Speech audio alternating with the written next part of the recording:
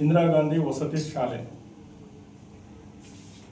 ಈ ಶಾಲೆಯಲ್ಲಿ 9ನೇ ತಾರೀಕಿನ ದಿವಸ ಒಂದು ಹುಡುಗ ಸಾವನ್ನಪ್ಪಿದ್ದಾರೆ ಅಂಥೇಳಿ ಸುದ್ದಿ ಬರುತ್ತೆ.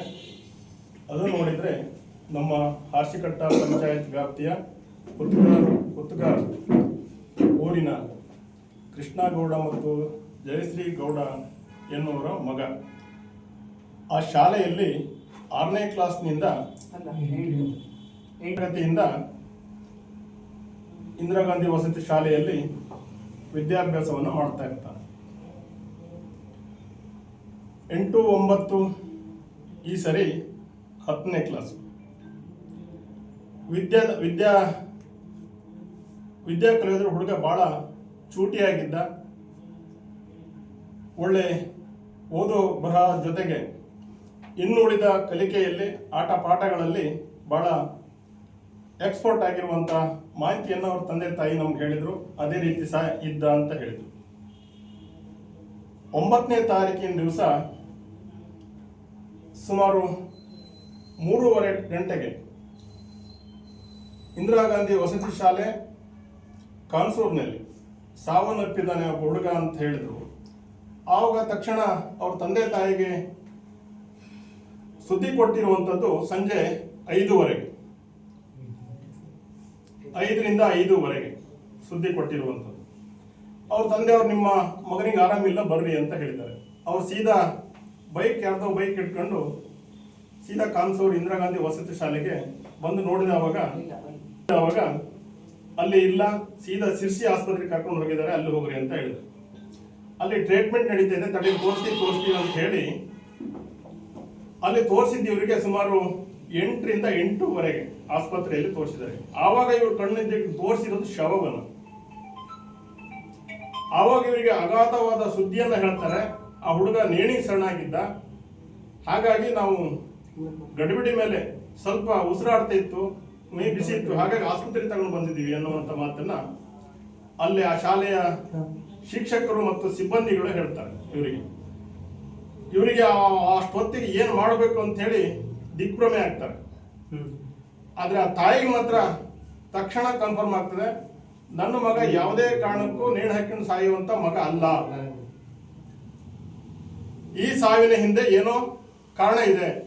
ನನ್ನ ಮಗ ಯಾರಾದ್ರೂ ಗಲಾಟೆ ಮಾಡಿದ್ರೆ, ಜಾರಿ ಬಿದ್ರೆ ಅಥವಾ ಬಿಲ್ಡಿಂಗ್ ಇಂದ ಬಿದ್ದು ಸಾಯಬಹುದೇ ವಿನಃ ಸುಸೈಡ್ ಮಾಡ್ಕೊಳ್ಳುವಂತ ಮಗ ಅಲ್ವೇ ಅಲ್ಲ ಅಂತೇಳಿ ದೃಢವಾದ ನಂಬಿಕೆ ಆ ತಾಯಿ ಮೇಲಿತ್ತು. ಅದನ್ನೇ ಅವ್ರು ವಾದ ಮಾಡ್ತಾರೆ. ಅಷ್ಟೊತ್ತಿಗೆ ಏನ್ ಮಾಡಬೇಕು ಅಂತ ಹೇಳಿ ಆ ತಾಯಿಗೆ ಗೊತ್ತಾಗಲ್ಲ. ಆದ್ರೆ ಅಲ್ಲೇ ಸಿಬ್ಬಂದಿಗಳೆಲ್ಲ ಹೇಳಿ, ಇಲ್ಲ ನಿಮ್ಮ ಮಗ ನೇಣು ಹಾಕಿದ್ದಾನೆ ಅಂತ ಹೇಳಿದವಾಗ ಯಾವ್ದ್ರಲ್ಲಿ ನೇಣು ಹಾಕಿಣ ಅಂತ ಕೇಳಿದ್ರೆ ಒಂದು ಟವಲ್ ತೋರಿಸ್ತಾರೆ. ಈ ಟವಲಲ್ಲಿ ನೇಣು ಹಾಕೊಂಡಿದ್ದಾನೆ ಅಂತ ಹೇಳಿ. ಆ ಟವಲ್ ಒಂದು ಇಷ್ಟುದ್ದ ಟವಲ್ಲು, ಕುತ್ತಿಗೆಗೆ ಅದನ್ನ ಗಂಟು ಹಾಕಿದ್ರೆ ಮೇಲ್ ಕಟ್ಲಿಕ್ಕೆ ಬರಲ್ಲ, ಮೇಲ್ ಕಟ್ಟಿದ್ರೆ ಕುತ್ತಿಗೆ ಗಂಟು ಹಾಕ್ಲಿಕ್ಕೆ ಬರಲ್ಲ. ಅಷ್ಟಕ್ಕೂ ಆ ಹುಡುಗನಿಗೆ, ಗೋಕುಲ ಅನ್ನೋ ಹುಡುಗ ಅವ್ರ ಮಗ, ಆ ಹುಡುಗನಿಗೆ ಗಂಟು ಹಾಕ್ಲಿಕ್ಕೆ ಬರಲ್ಲ ಅಂತ ಅವ್ರ ತಂದೆ ತಾಯಿ ಹೇಳ್ತಾರೆ. ಇದು ಹೆಂಗೆ ಸುಸೈಡ್ ಮಾಡ್ಕೊಳ್ಳಿಕ್ಕೆ ಸಾಧ್ಯ ಇದೆ? ಅವನು ಸುಸೈಡ್ ಮಾಡ್ಕೊಳ್ಳೇಬೇಕು ಅಂತ ಇದ್ದಿದ್ರೆ ಅವ್ರೇನು ಆ ಶಾಲೆಯಲ್ಲಿ ನಾವು ವಾಸ್ತವವಾಗಿ ನೋಡಿದವಾಗ ಬಟ್ಟೆ ಎಲ್ಲ ಒಣಸಿದ್ದಾರೆ, ಅಲ್ಲಿ ತಂತಿಗಳು ಸಾಕಷ್ಟಿದ್ದಾವೆ. ಆ ತಂತಿ ಬಿಗಿದು ಸಾಯ್ತಿದ್ದ ಅವನು. ಈ ಟವಲ್ ಬಿಟ್ಕೊಂಡು ಸಾಯ್ತಿರ್ಲಿಲ್ಲ. ಟವಲ್ ಬಿಗಿಯಕ್ಕೆ ಬರದೇ ಇರುವಂತ ಪರಿಸ್ಥಿತಿಯಲ್ಲಿ ಸಾವಾಗಿದೆ. ಆಮೇಲೆ ಅಲ್ಲಿಯ ಶಿಕ್ಷಕರು ಮತ್ತು ಸಿಬ್ಬಂದಿ ವರ್ಗದವ್ರು ಏನ್ ಹೇಳ್ತಾರೆ ಅಂದ್ರೆ, ಅವ ಸುಸೈಡ್ ಮಾಡ್ಕೊಂಡು ಒಳಗಡೆ ಲಾಕ್ ಮಾಡ್ಕೊಂಡಿದ್ದ ಅಂತ.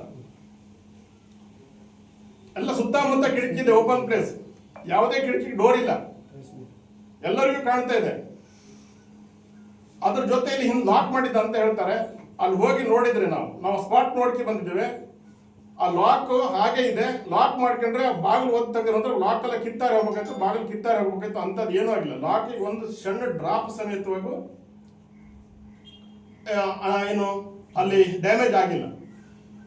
ಈ ಪರಿಸ್ಥಿತಿಯಲ್ಲಿ ನಮಗೆ ಆ ಸಾವಿನ ಬಗ್ಗೆ ಸಾಕಷ್ಟು ಅನುಮಾನಗಳಿದೆ. ಯಾವುದೇ ಕಾರಣಕ್ಕೂ ಆ ಹುಡುಗ ಸುಸೈಡ್ ಮಾಡ್ಕೊಳ್ಳಿಲ್ಲ, ನೇಣಿಗೆ ಶರಣಾಗಲಿಲ್ಲ. ಅಲ್ಲಿ ಏನೋ ಒಂದು ಅನಾಹುತ ಆಗಿದೆ. ಹಾಗಾಗಿ ಇದು ಕುಲಂಕುಷವಾಗಿ ತನಿಖೆ ಆಗಬೇಕಾಗಿದೆ. ತನಿಖೆ ಆಗಿ ತಪ್ಪಿತಸ್ಥರ ಮೇಲೆ ಶಿಕ್ಷೆ ಆಗಿ ತಕ್ಷಣ ಅವರ ಮೇಲೆ ಕಾನೂನು ಕ್ರಮ ಕೈಗೊಳ್ಳದೇ ಇದ್ರೆ, ಇನ್ನು 2 ದಿವಸದಲ್ಲಿ ಕ್ರಮ ಕೈಗೊಳ್ಳದೇ ಇದ್ರೆ ನಾವು ಉಗ್ರವಾದ ಹೋರಾಟವನ್ನ ಬಿಜೆಪಿಯ ಮತ್ತು JDS ನೇತೃತ್ವದಲ್ಲಿ ಎಲ್ಲ ಸಂಘ ಸಂಸ್ಥೆಗಳ ಸಹಯೋಗದಲ್ಲಿ ನಾವು ಪ್ರತಿಭಟನೆಯನ್ನು 18ನೇ ತಾರೀಕು ನಾವು ಮಾನ್ಯ ತಹಶೀಲ್ದಾರ್ ಆಫೀಸ್ ಎದುರುಗಡೆ ಮಾಡಬೇಕಂತ ತೀರ್ಮಾನ ಆಗಿದೆ. ಆಲ್ರೆಡಿ ಅವತ್ತು ಮಾಡ್ತೇವೆ. ಬಹಳಷ್ಟು ಜನ ವಿದ್ಯಾರ್ಥಿಗಳಲ್ಲಿ ಕೇಳಿದೆವು, ಜನಸಾಮಾನ್ಯರಲ್ಲಿ ಕೇಳಿದೆವು. ಅಲ್ಲಿ ಪಾಲಕರು ಆ ಶಾಲೆಗೆ ಹೋದ್ರೆ ಗೇಟಲ್ಲಿ ನಿಂತು ಮಾತಾಡ್ಸೋದು, ಒಳಗೆ ಹೋಗಿ ಮಾತಾಡಿಸಿ ಬರೋದಷ್ಟೇ. ಅವ್ರ ಕ್ಲಾಸ್ ಹತ್ರ, ಅವ್ರ ಆಫೀಸ್ ಹತ್ರ ಕರ್ಸ್ಕೊಂಡು ಮಾತಾಡ್ಬೋದು. ಅವ್ರು ವಸತಿ ಮಾಡುವ ಜಾಗದಲ್ಲಿ ಹೋಗ್ಲಿಕ್ಕೆ ಕೊಡಂಗಿಲ್ಲ. ಇದು ಅವರು ನಿರ್ಬಂಧ. ವಸತಿ ಏನವರು ಉಳಿತಾರೆ, ವಸತಿ ಮಾಡ್ತಾರೆ, ಅಲ್ಲಿ ಯಾವುದೇ ಪಾಲಕರಿಗೆ ಹೋಗ್ಲಿಕ್ಕೆ ಕೊಡಲ್ಲ. ಆ ವಸತಿ ಮಾಡುವ ಜಾಗದಲ್ಲಿ ಯಾವುದೇ CC ಕ್ಯಾಮೆರಾ ಇಟ್ಟಿಲ್ಲ.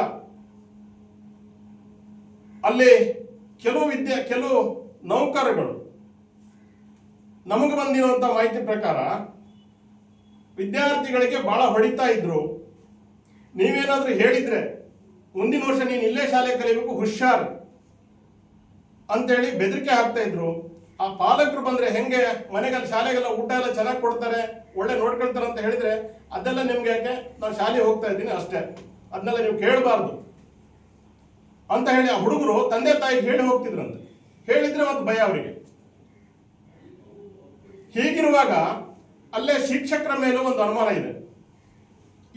ಇದೇ ಹುಡುಗ 9ನೇ ಕ್ಲಾಸ್ನಲ್ಲಿ ಕಳೆದ ವರ್ಷ ಅವನಿಗೆ ಗಂಟ್ಲು ಪಟ್ಟಿಯನ್ನು ಹಿಡಿದು ಒಬ್ಬ ಶಿಕ್ಷಕ ಇಲ್ಲಿ ಹಿಡಿದು ಅವನಿಗೆ 4-5 ದಿವಸ ಮಾತಾಡಕ್ ಬರ್ದೇನೆ ಗಂಟ್ಲು ನೋವು ಅಂತ ಹೇಳಿ ಅವ್ರ ತಾಯಿ ಹತ್ರ ಹೇಳ್ಕೊಳ್ತಾನೆ. ಗೋಕುಲ್ ಅನ್ನೋ ಹುಡುಗ ಅವರ ತಾಯಿ ಹತ್ರ, ಇಲ್ಲೇ ಇದ್ರೆ ಅವ್ರ ತಾಯಿ ಹತ್ರ ಹೇಳ್ಕೊಳ್ತಾನೆ, ಅಮ್ಮ ನನಗೆ ಮಾಸ್ಟ್ರು ಸಿಕ್ಕಾಪಟ್ಟೆ ಹೊಡೆದ್ರು, ಬೆನ್ಮೇಲೆಲ್ಲ ಹೊಡೆದ್ರು, ಬೇಜಾರಿರ್ತಿಲ್ಲ, ಬೆನ್ಮೇಲೂ ಹೊಡೆದ್ರು, ಅದು ನನ್ನ ಗಂಟು ಹಿಡಿದು ಮಾತಾಡಕ್ ಬರ್ತಿಲ್ಲ, ಅಜ್ಜಿ ಆ ಕಡೆ ಈ ಕಡೆ ಕುಂಚೆ ತಿರ್ಸ್ಲಿಕ್ಕೆ ಬರ್ತಾ ಇಲ್ಲ, ಅಷ್ಟು ನೋವಾಗ್ತಿದೆ ಅಂತ ಹೇಳಿದ್ರು. ತಕ್ಷಣ ಆ ತಾಯಿ ಬಡ ಕುಟುಂಬದವರು ಅವತ್ತಿನ ಕೆಲಸ ಬಿಟ್ಟು ಶಾಲೆಗೆ ಹೋಗಿ ಆ ಮಾಸ್ಟರ್ ಹತ್ರ ಕೇಳ್ತಾರೆ, ಸರ್ ನೀವು ಹೊಡೆದ್ರ, ಹಿಂಗ್ ಮಾಡಿದ್ರೆ, ಹಿಂಗೆಲ್ಲ ಮಾಡಬೇಡಿ, ನಾವು ಬಹಳ ಬಡವರು, ನಾವು ಅಲ್ಲಿಂದ ಇಲ್ಲಿಗೆ ಮಕ್ಕಳು ತಂದು ಬಿಡ್ತೇವೆ ಅಂತ ಹೇಳಿ ಅವ ತಾಯಿ ಆ ಮಾಸ್ಟರ್ ಹತ್ರ ಅಳೋದನ್ನು ತೋಡ್ಕೊಳ್ತಾರೆ. ಆ ಮಾಸ್ಟರ್ ಅವತ್ತು ಒಡ್ಡಿಲ್ಲ ಅಂತ ಹೇಳ್ತಾರೆ. ಆಯ್ತು, ನಾನು ಈ ರೀತಿ ಮಾಡೋದಿಲ್ಲ, ಒಂದು ಸ್ವಲ್ಪ ಕೀಟ್ಲಾಗಿದ್ದು ಮಾಡಿದ್ದೆ ಅಂತ ಅವತ್ತು ಒಪ್ಕೊಳ್ತಾರೆ.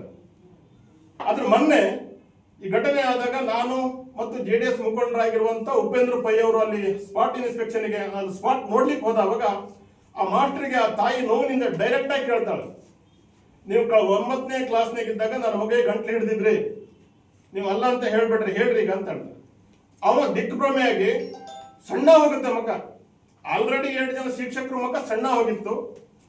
ಅಲ್ಲಿ ನೋಡಿದವಾಗ, ನಾವು ವಾಸ್ತವ ನೋಡಿದಾಗ ನಾವು ಅದ್ರ ಬಗ್ಗೆ ಏನು ರಿಪ್ಲೈ ಮಾಡ್ಲಿಕ್ಕೆ ಹೋಗಿಲ್ಲ. ಅದಕ್ಕೆ ಕಾನೂನು ವ್ಯವಸ್ಥೆಯಲ್ಲಿ ತನಿಖೆ ಮಾಡ್ಲಿಕ್ಕೆ ತನಿಖಾಧಿಕಾರಿಗಳಿದ್ರೆ ಅವ್ರಿಗೆ ಬಿಟ್ಟಿರುವಂಥದ್ದು. ಆದ್ರೆ ಈ ರೀತಿನೆಲ್ಲ ಮಾಡಿ ಒಬ್ಬ ಯುವಕ ಸಾವನ್ನಪ್ಪಿದ್ದಾನೆ. ಅಲ್ಲೇ ಹುಡುಗರು ಆತಂಕದಲ್ಲಿದ್ದಾರೆ. ಈಗ ಅಲ್ಲಿ ಶಾಲೆಗೆ ಬರುವಂತ ಮಕ್ಕಳು ಈಗಾಗಲೇ ಅವ್ರ ತಂದೆ ತಾಯಿಗಳು ಅಲ್ಲಿಂದ ಕರ್ಕೊಂಡು ಹೋಗ್ತಾ ಇದ್ದಾರೆ. ನಂಬಿಕೆ ಇಲ್ಲ, ಭಯ. ಇವತ್ತು ಇರೋರಿಗೆ ಎಲ್ಲರಿಗೂ ಒಬ್ಬೊಬ್ರು 2 ಜನ ಮಕ್ಕಳು, ಒಬ್ಬ ಮಗ ಇರುವಂತದ್ದು. ಕಷ್ಟ ಇರುವಂತವ್ರು ಮಾತ್ರ ಶಾಲೆಯಲ್ಲಿ ಬಿಡ್ತಾರೆ. ಇವರು ಮನೆ ಹುತ್ತಗಾರಿ ಹೋಗುವಲ್ಲಿ 1 ಕಿಲೋಮೀಟರ್ ಕಾಲ ಹಾದಿಯಲ್ಲಿ ನಡೆದು ಹೋಗ್ಬೇಕು. ಅಲ್ಲಿ ಇವತ್ತಿಗೂ ರಸ್ತೆ ಮಾಡ್ಲಿಕ್ಕೆ ನೀವು 10 ಕೋಟಿ ಹಾಕಿದ್ರು ರಸ್ತೆ ಮಾಡ್ಲಿಕ್ಕೆ ಅವಕಾಶ ಇಲ್ಲ, ಜಾಗ ಮಾಡ್ಲಿಕ್ಕೆ ರಸ್ತೆ ಅವಕಾಶ ಇಲ್ಲ. ಅಂತ ಪರಿಸ್ಥಿತಿಯಲ್ಲಿ ಅವರು ಉಳಿದ ಕೆಲಸವನ್ನ ಮಾಡ್ತಾ ಇದ್ದಾರೆ, ಉಳಿದ ಜೀವನವನ್ನ ಸಾಗಿಸ್ತಾ ಇದ್ದಾರೆ.